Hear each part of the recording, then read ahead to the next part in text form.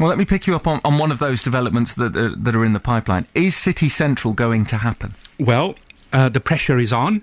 By the end of the year, we will certainly know what kind of a scheme will take off. And behind the scenes, we are having robust conversations with the developers to tell us to what extent they can deliver this scheme. I was kind of expecting you to say yes. What's the problem? Well, I'm being cautious. I would have liked to seen the bricks being laid yesterday, if I'm honest. Frustratingly, it's not happening as fast as I would like it to happen. We are in the hands of the private sector again. They are assuring us that they're doing everything possible to secure those anchor tenants and to start the work as soon as possible. Those robust conversations are taking place behind the scenes. As soon as we get a scheme and they give me a date for when they're going to start, I will be able to announce that. How sure are you that they will start? Because it sounds to me like they're having second thoughts from what you're saying. From what I've heard so far, I am reasonably sure that they will come up with a scheme and they will be starting soon and they will be giving me much more firmer proposals.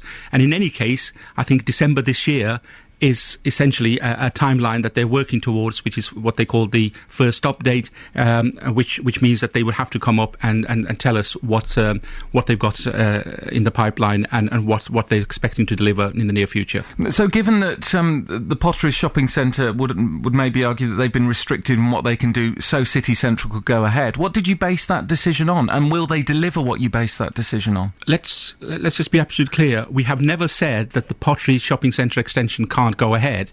What we have said is we have two schemes here. One scheme should not be at the cost of the other, and it's important that we work to come to an amicable agreement as to how we can have the best of both worlds, and that's what we're working towards. It's hard, isn't it, to be positive about a future in Stoke-on-Trent when we can't get a straightforward answer to a question about a major development in the city centre? Yeah, unfortunately, at any particular point, these are the sort of answers you get. I wish I could give you a more definitive answer. I want a more definitive answer myself to see when is it that we're going to start laying the bricks, what is that development going to look like, which are the anchor tenants that are going to move in, but I haven't got those answers to give you. So what are all these pictures we've been shown and all these brochures and all that? What was that based on? Those pictures on the City Sentral was the scheme that was put forward by the developer a few years ago, which was a scheme that they thought they could deliver at the time. Times have moved on now, and what we're saying is we're challenging them to say, OK, can you still deliver that scheme?